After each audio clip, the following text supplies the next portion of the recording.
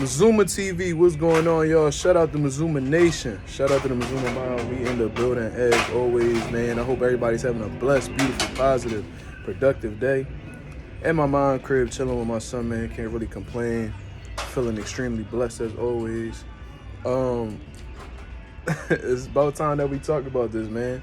We gotta talk about the aftermath of Canelo Alvarez versus Jermell Charlo.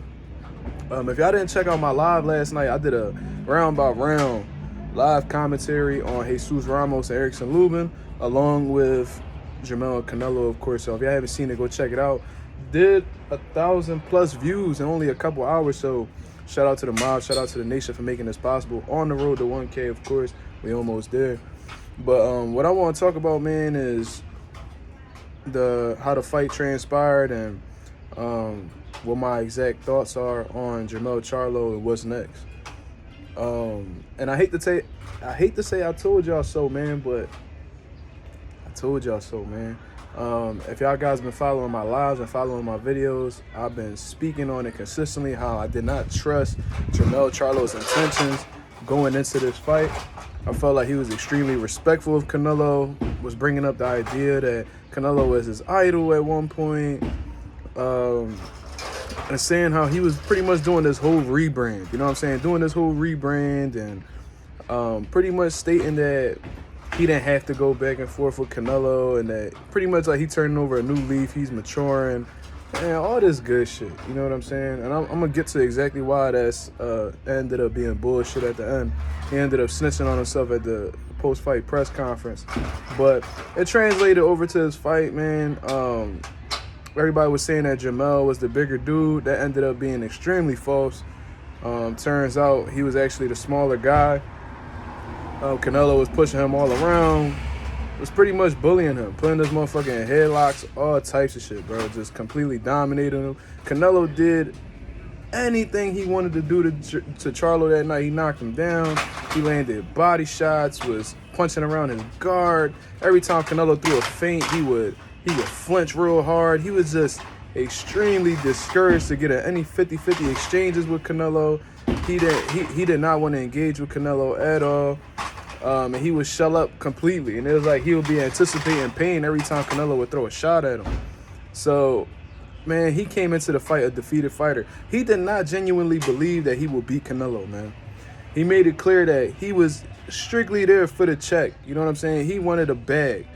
And he was saying it after the fight. Bro, he had a little smile on his face, man. Lions only forever. And, you know, I just didn't feel like myself tonight. You know, I put on 14 pounds after saying during the whole build-up that you the bigger man. So now you're trying to make this excuse of you not being fully acclimated to the weight, which was what I was saying the entire time. You know what I'm saying? I was saying religiously throughout this whole build-up that Canelo's the bigger dude. How is his punch resistance going to end up at 168? How is his feet going to be at 168? How is his power going to hold up at 168? And all of that just completely fell apart on Jermell's end. But I think it was more of his mental than anything else because his conditioning was pretty good. He wasn't gassed out at all. He was just in complete survival mode. You know what I'm saying? So that was extremely disappointing, man. It just seemed like he was mentally checked out. And he was strictly in there for a bag. That's how you know we in the hood. You hear that loud ass music and shit. But yeah, man, like it was just an extremely disappointing performance from Jermell Charlo, and he seemed like he not really tripping about it. Everybody seems to be disappointed except him, so I ain't gonna trip about it.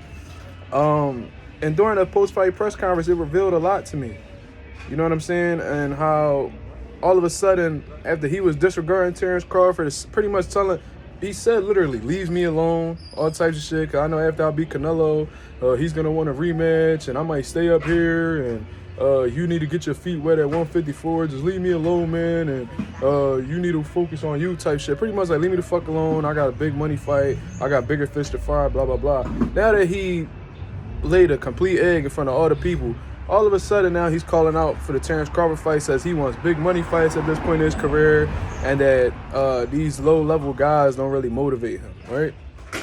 Following that, he was saying how going into this Terrence Crawford fight, he might turn up on Crawford, you know what I'm saying, like getting his bag type shit, like be back on his boastful, emotional, disrespectful type time that he be on, which lets me know that you didn't really mature for this fight. You didn't really mature going into this fight at all. That was completely an act because you had so much respect for Canelo Alvarez, bro. I find it funny that you so willing to act out against people that are of the same ethnicity as you, the same skin color as you, Tony Harrison, Gervonta Davis, Adrian Broner, Charles Hadley, etc., Jared Hurd, the list goes on. But when you finally in there with the dude that you've been talking shit about for well over a decade and got the complexion for the protection, all of a sudden, you ain't got nothing to say. All of a sudden, you this quiet, humble guy. You know what I'm saying? I see right past that shit. You know what I'm saying? I see right past that shit. And all money ain't good money at the end of the day. And I'm going to tell y'all why. Because although Jermell got a big bag going into this fight, he might get a Terrence Crawford fight after this or whatever, man. See how that shit work out. You lost a lot of respect from your fans. You lost a lot of respect from the people because there was a lot of people that was backing you. I was rooting for you.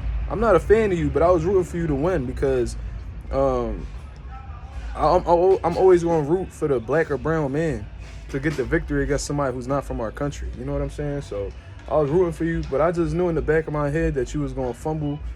You was going to crumble in front of the people. I knew them lights was going to be too bright for you, man, because you have way too much respect for Canelo. And a lot of these dudes do, but you probably one of his biggest fans in all honesty. So I knew that when the time came that you wasn't really going to turn up on Canelo like you said. You was calling him all types of bitches.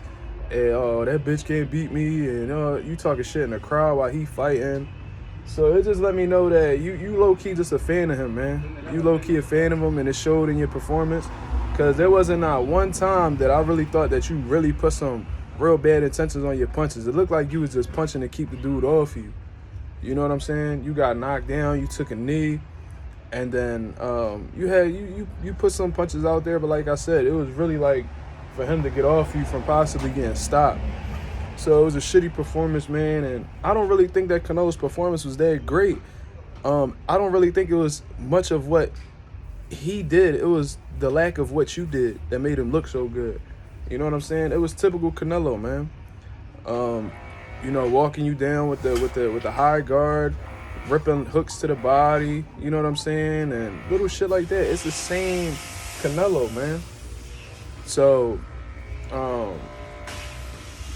I never was a fan of Jermell, but I definitely lost respect for him after this situation.